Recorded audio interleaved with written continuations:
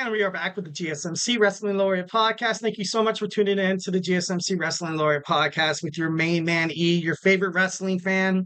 And I'm a huge wrestling fan. I'm a giant dork. I love, to hear chats and opinions of other wrestling fans. So don't be too shy.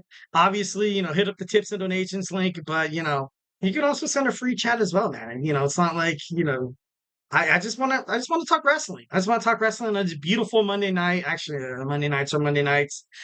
Monday nights are better. Monday nights are awesome because we have Monday Night Raw. But then you're getting back into the slate, especially with the 4th of July weekend that happened. Spending time with your family, hanging out. I guess, I had a friend, went out, got his boat, had some beers and stuff like that, barbecued in Lake Havasu. And I was like, dude, that's what life's all about. Quality of life, spending time with your loved ones, hanging out whenever you have the time. Don't let going to work, working a Monday through Friday 9 to 5 job bring you down. Just remember that it's all about love. It's all about love. All right, just kind of reiterate what we talked about. We had our WWE SmackDown review. Now we're going to jump on into our Monday Night Raw preview. But before we move on, I want to remind you guys to use the chat. Hit up the tips and donations link at the GSMCpodcast.net. If you want to leave a tip, obviously, you can still send chats and stuff like that. Send me, text me how you feel about Money in the Bank. Tell me how you feel about, SmackDown, what happened on SmackDown with Solo Sikoa and Roman Reigns.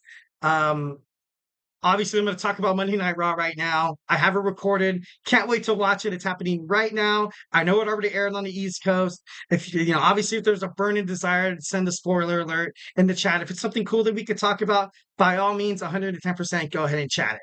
Once again, the link is at the GSMCpodcast.net. It really does help the show. Superman, punch that like and subscribe button. Follow the show. Follow the GSMC Sports Network so we can, have more days like this talking some good old-fashioned wrestling. So, yeah. All right, WWE Monday Night Raw. Let's do it. So, this is post Money in the Bank 2024. It was a good one. I feel like the first Money in the Bank from the Paul Levesque era, I feel like it did live up to the hype. It was good.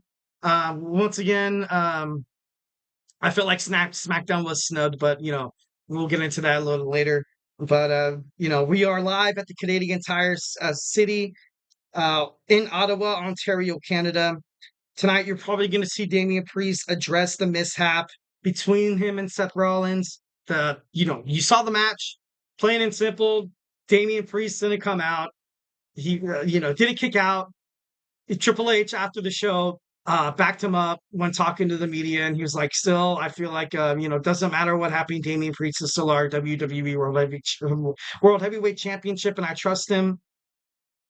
But this was big. This was pretty big. It was pretty ugly. It was pretty ugly. But we'll dig into that, once we get into the Monday night, not Monday night, once we get into the Money in the Bank review there. So we're going to see Damian Priest, who's still the top dog of Monday Night Raw, holding that championship. There's going to be a huge promo tonight. I feel it. Like I said, I have not checked a single shred of social media. No Instagram, TikTok, Facebook, whatever people use nowadays. I haven't seen anything. So I feel like right now, if I was like the head of WWE creativity, I was like, dude, like we need to have this match happen again, probably in the future between Seth Rollins and Damian Priest.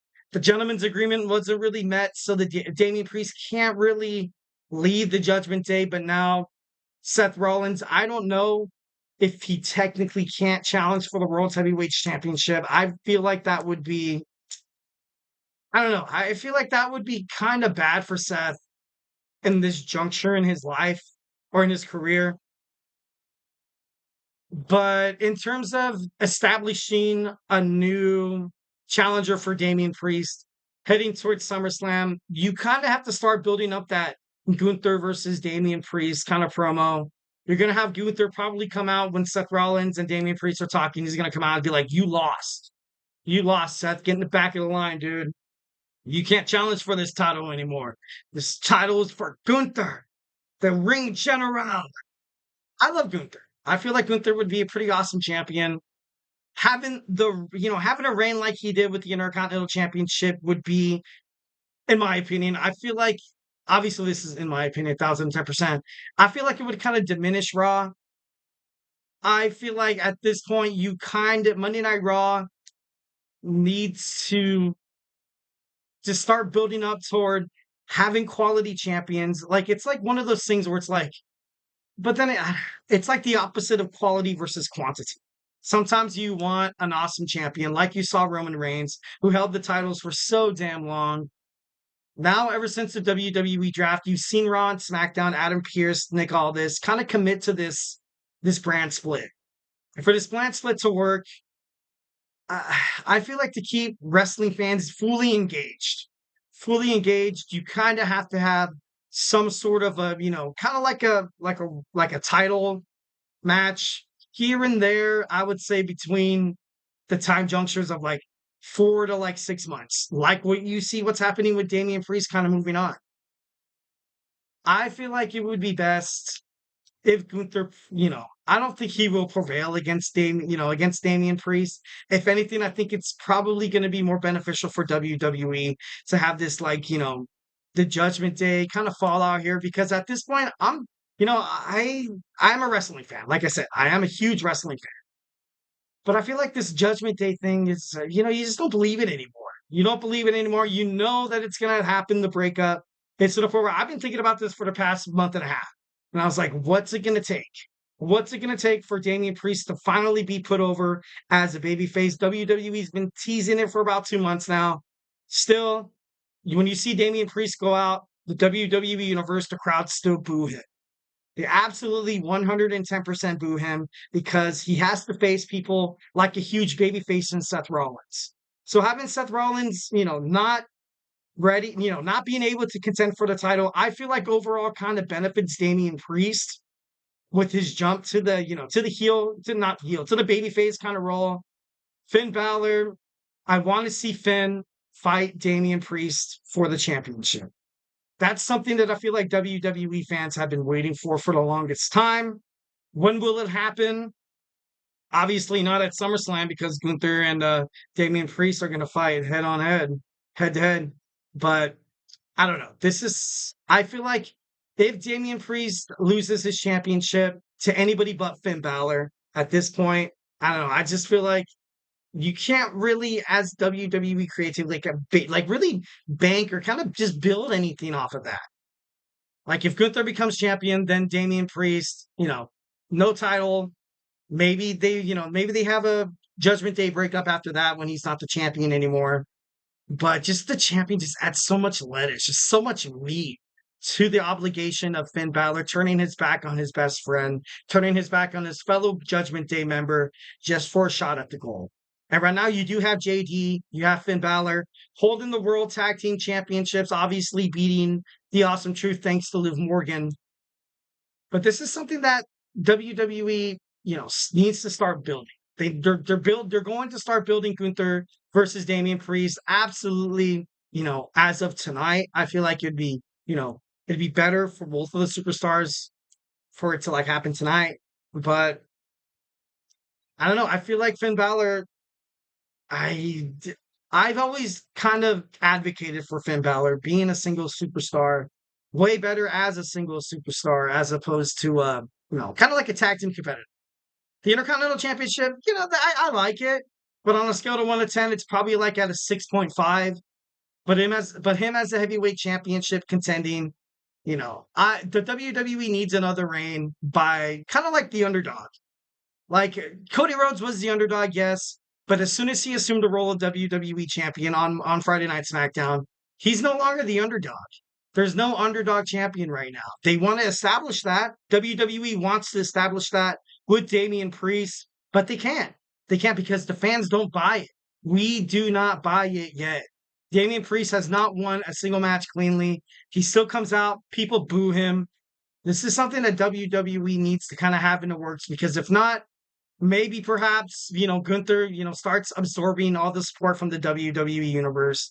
Could happen, but, moving on from this, will Drew McIntyre honor his suspension indefinitely? We all know what's going to happen. We all know Drew McIntyre is probably going to show up, probably be pissed off as hell. We're going to get some words from CM Punk tonight. After Drew McIntyre's failed cash-in, which I kind of talked to you guys that I didn't really like it. Next, we're going to see Rey Mysterio teaming up with his fellow LWO companion, Zelina Vega, the first ever WWE Women's Queen of the Ring.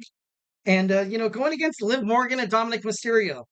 Liv Morgan isn't defending championships on any pay-per-view. She's not, she's, I, I'm not saying that I'm completely done with this storyline because I feel like it could get better. But so far, the way it started off as hot. But right now, it's kind of come to the point where, you're kind of getting to that lukewarm category where WWE fans see it and they're like, okay, yeah, that's cool and all and everything. But, we've kind of seen this thing go over and over again where somehow, some way, Liv Morgan winds up accidentally on top of Dominik Mysterio. You've seen that before. We've seen that twice now.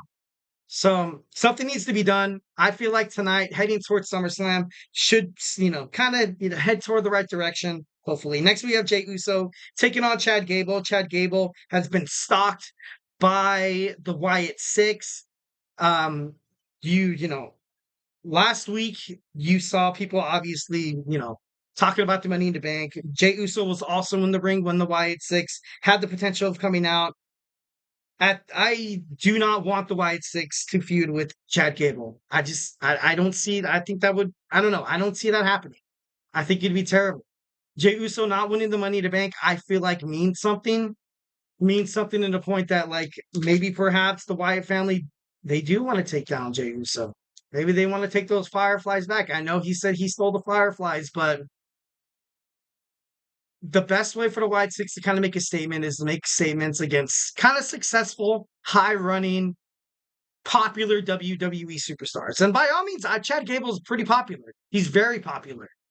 But against Jey Uso, Wyatt Six, their debut, absolute destruction, chaos, demolition against the huge babyface and yeet. That's a no-brainer. That's something that WWE should probably, I feel like that's what they need to do. That's what they need to do. Lastly, we have Braun Strowman teaming up with the Awesome Truth against the Judgment Day.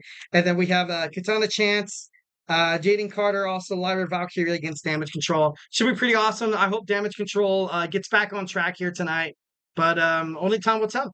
I think it'd be kind of, not beneficial for them to break up. But all right, guys, next we're going to talk about WWE Money in the Bank. So do not go anywhere. Grab your favorite snack, grab your favorite, your favorite beverage, and hey, join me back in like 15 to like 20 seconds.